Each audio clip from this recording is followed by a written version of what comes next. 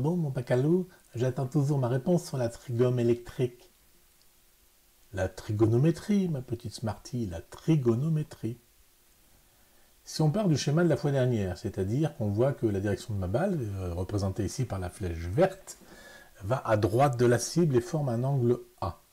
En appelant un point A le point de départ de la balle, le point B le point où est arrivée ma balle et le point C le point qui permet de mesurer la distance de l'écart par rapport à la ligne de jeu, avec BC perpendiculaire à la ligne de jeu, donc perpendiculaire à AC. C'est pour ça qu'on met d'ailleurs un petit carré, tu vois, pour dire que l'angle est droit.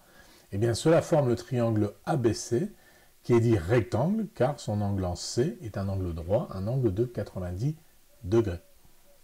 Le côté en face, le côté BC, ce qu'on appelle le côté opposé, en rouge sur le schéma, ça mesure l'écart E par rapport à la cible que je visais. Le côté à côté, le côté adjacent en bleu, le côté AC, mesure la distance petit l parcourue vers la cible. Et le côté AB, le plus grand côté, s'appelle l'hypoténuse. Ça mesure la distance réellement parcourue par la balle, la distance grand L. Dans cette animation, je fais varier l'emplacement du point B. Si le point B s'éloigne de la ligne initiale, eh bien vous voyez que l'angle grand A grandit. Inversement, si le point B se rapproche de la ligne de jeu, l'angle grand A va diminuer.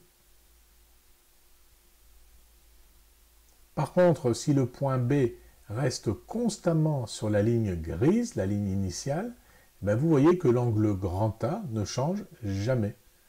Je revarie encore mon point B, l'angle grand A n'a pas changé.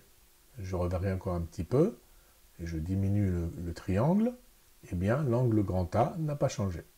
Tous ces triangles qu'on a pu former en déplaçant le point B forment des triangles homothétiques. Les angles restent tous les mêmes, 2 à 2, l'angle C égale l'angle C1 égale l'angle C2 égale l'angle C3 par exemple, et le rapport des côtés reste constant, 2 à 2.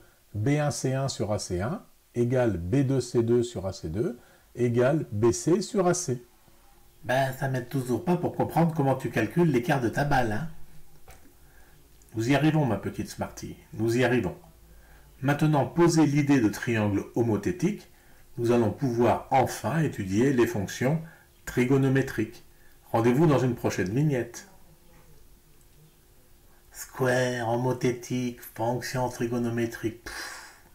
Je suis fatigué, tiens. Hop, une petite sieste.